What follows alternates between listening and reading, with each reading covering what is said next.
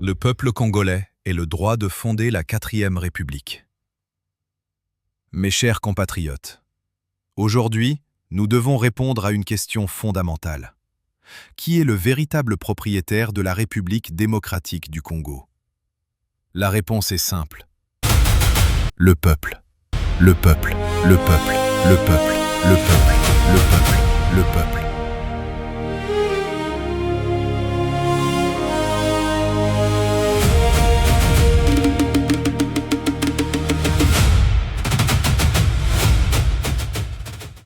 La Constitution elle-même le déclare.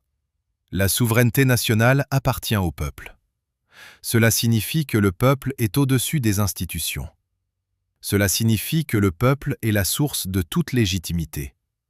Cela signifie que lorsque le peuple décide de son avenir par référendum, aucune force politique ne peut prétendre parler plus fort que lui. 1. Le peuple est le constituant suprême. Les présidents passent. Les gouvernements passent. Les parlements passent. Mais le peuple demeure. C'est le peuple qui a créé les institutions. C'est le peuple qui peut les réformer. C'est le peuple qui peut adopter une nouvelle constitution. C'est le peuple qui peut décider d'entrer dans une nouvelle république. Lorsque le peuple parle par référendum, il exerce directement sa souveraineté. 2. La Constitution n'est pas un document sacré. L'histoire du Congo le démontre. Nous avons connu la Première République, la Deuxième République, la Troisième République. Aucune république n'est éternelle. Chaque génération a le droit d'adapter les institutions aux réalités de son époque. Une constitution est un outil au service du peuple. Ce n'est pas le peuple qui est au service de la constitution. Lorsqu'une constitution ne répond plus pleinement aux défis du moment, le peuple a le droit démocratique d'en adopter une nouvelle. 3. Les défis de 2026 ne sont pas ceux de 2006.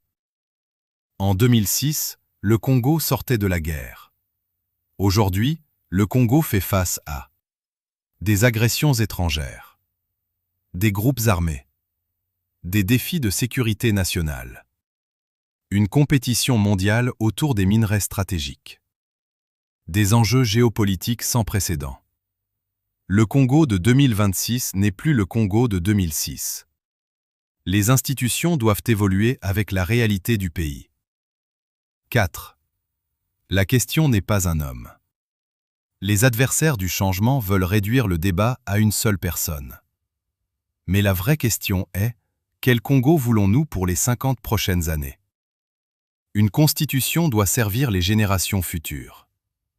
Elle doit renforcer la sécurité, la stabilité, l'unité nationale, le développement économique, la souveraineté du Congo.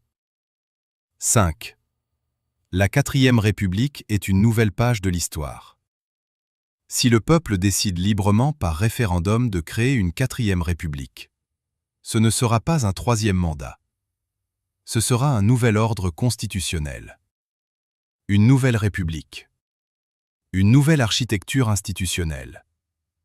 Une nouvelle légitimité issue directement de la volonté populaire.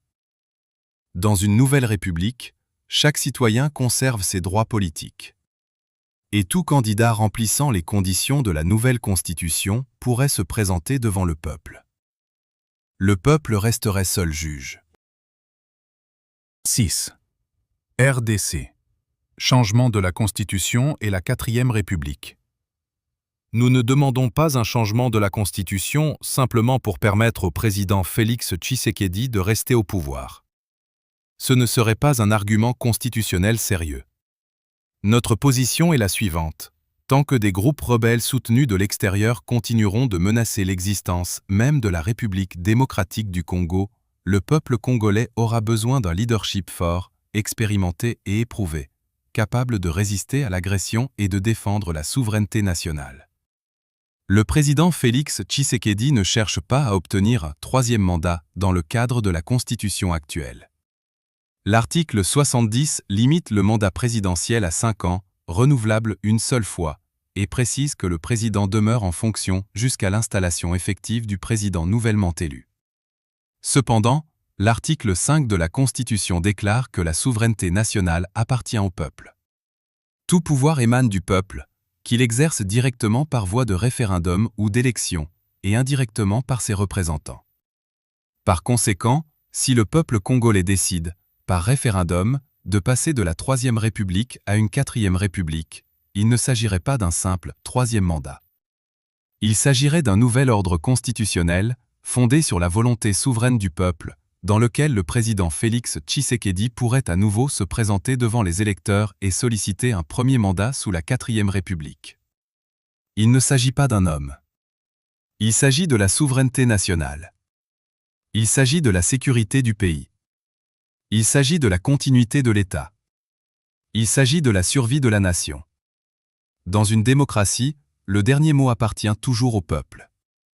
Si le peuple décide, par référendum, d'adopter une nouvelle constitution et d'entrer dans une Quatrième République, cette décision exprimera la volonté suprême de la nation. Le peuple est le fondement de la République. Le peuple est la source de toute légitimité.